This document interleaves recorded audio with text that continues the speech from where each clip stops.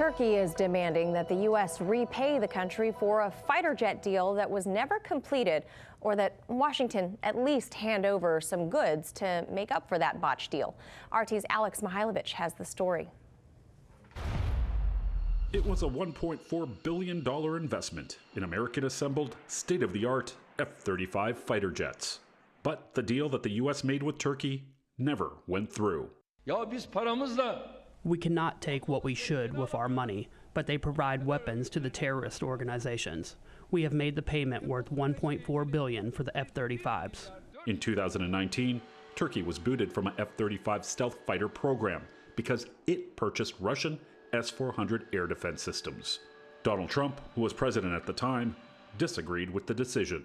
It's a very tough situation that they're in, and it's a very tough situation that we've been placed in, the United States. With all of that being said, we're working through it. We'll see what happens, but it's not really fair. Turkey ordered the Lockheed Martin manufactured fighters prior to its expulsion from the program.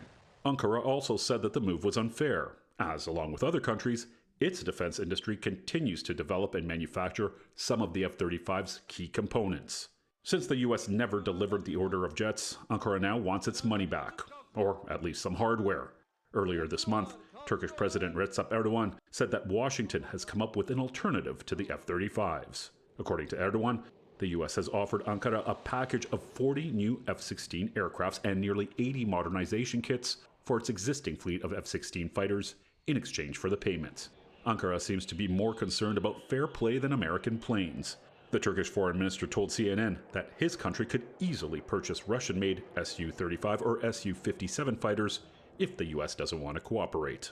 And although Turkey has made it clear that it will be purchasing more S-400 missile defense systems from Russia, this week the Pentagon said that Ankara and D.C. will continue to hold talks to resolve the F-35 issue.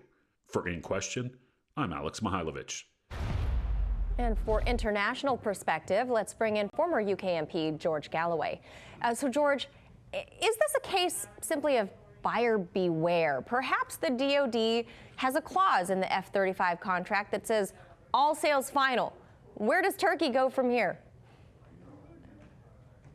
This is part of a long, slow divorce between Turkey and the United States, Turkey and NATO. Like Elizabeth Taylor and Richard Burton, they kiss and make up from time to time, might even get remarried from time to time. But the trajectory is only going in one direction, and that is down and down and down. Personally, I'd prefer the substitution of F-16s and modernization kits to the F-35, which is a walking disaster. I'd say a flying disaster, but it doesn't do much flying. So the truth is, both are seeing other people. The United States was seeing the man that mounted the coup that lives in Virginia, in Langley, of all places in the United States, Gulen, Fethullah Gulen, who tried to overthrow Erdogan just a few years ago. And of course, the Turkish are famously now seeing Big Bad Boris, the Russian, and buying Russian military hardware. And that's frankly the direction they'll be going in. Apart from anything else, both Russia and China make better fighter jets than the F-35. George, those are perfect analogies. The dating analogy, I mean, it rings so true. There are other suitors in the market, aren't there? This isn't a simple case of Turkey just being the buyer of those F-35s, George. Up until 2019, when the Pentagon booted them from the deal, they played a role in its development. The Turks have skin in the game. Sure. What does this do to the future of R&D and cooperation in future projects? Well, you'd have to be silly to agree to invest $1.4 billion in the United States-led military procurement initiatives after what's happened here. Anyone that did that would probably put their gold in the Bank of England and hope that it would be looked after safely and that you could get it back when you want it. The truth is, Places like the United States and Britain are developing a reputation very rapidly, being untrustworthy partners. That you put your skin in the game, as you put it, that you trust on delivery, and then you're let down. I mention them for the second time in 2 days. The Ashraf Ghani in Afghanistan knows how trustworthy a partner the United States turned out to be. Now Erdogan is discovering exactly the same. And that can only lead to people looking round for other suitors. And it's not that they're short of them. The military technology of Russia in particular, but also increasingly China with its hypersonic weaponry, is actually superior. The United States and the West is being left behind on everything from mobile phones to air defense systems. And the rest of the world is noticing that.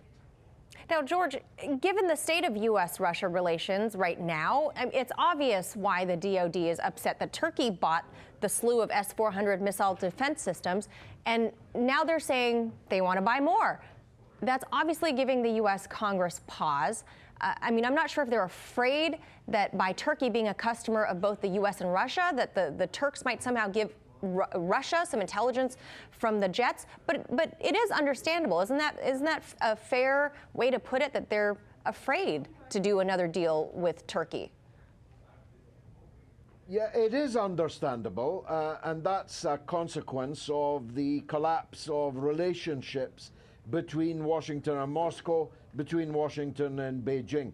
But they'll either have to get used to that and coexist in a kind of ménage à trois, very avant-garde, I know, that there's going to be more than two people in any marriage. They're going to have to get used to that, or going to lose their partner altogether. If they don't let their partner spread their wings, the partner will fly off elsewhere. So it's the future, I'm afraid, and as the gap between the technological advance of Russia and China, both of them under severe sanction, by the way. Talk about necessity being the mother of invention. These countries have flourished as a result of sanction and ostracism, isolation. The gap between them and us is now growing so large that we'll actually be lucky to get even a share of procurement from most countries in the world in the future. George, I hate to break it to you, but I think it's going to be the U.S. and U.K. forever and ever off into the sunset. I hate to... It's us. It's us, into the retirement village. All right, we won't leave it there. Our friend George Galloway, thank you so much. Thank you.